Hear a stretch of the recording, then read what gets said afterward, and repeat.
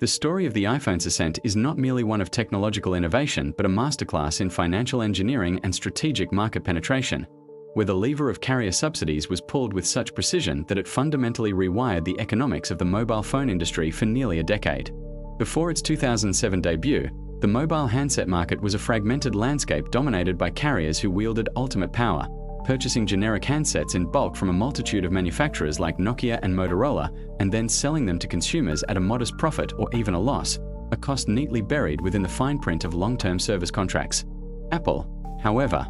approached this established ecosystem not as a supplicant but as a disruptor, recognizing that the true value of their device was not in its hardware cost but in its perceived worth and its ability to command unprecedented customer loyalty and, crucially, monthly revenue streams for the network. The initial, audacious deal with AT&T in the United States was the linchpin of this strategy. Instead of selling the iPhone to the carrier at a wholesale price for them to resell, Apple demanded and received an unprecedented model: a high per-unit price for every iPhone sold, coupled with a small but significant share of the subscriber's monthly service fee. This arrangement, a form of revenue sharing, was financial heresy to the carriers, but Apple's compelling product created a prisoner's dilemma. No single carrier could afford to see the influx of high-value, data-hungry customers to a competitor.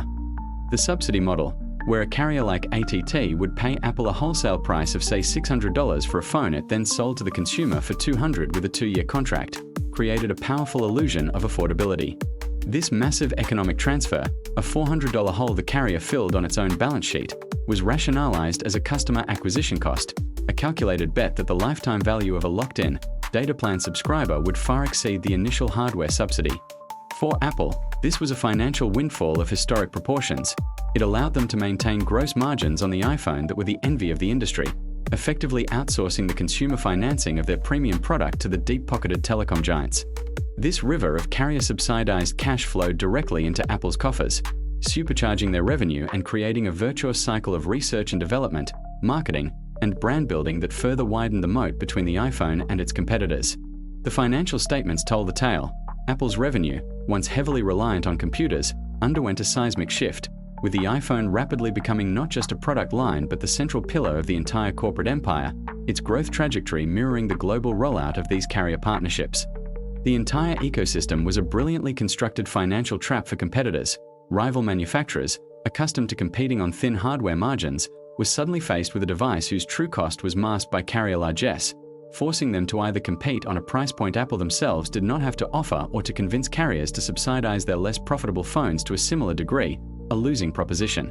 This period represented the golden age of carrier-driven adoption, a time when the upgrade cycle was king and the real cost of the hardware was obscured within the monthly bill, a strategy that built a user base so vast and so loyal that when the winds eventually shifted and carriers began moving away from subsidies, Apple had already achieved such scale and brand equity that they could seamlessly transition to a direct financing model of their own, their foundation already poured and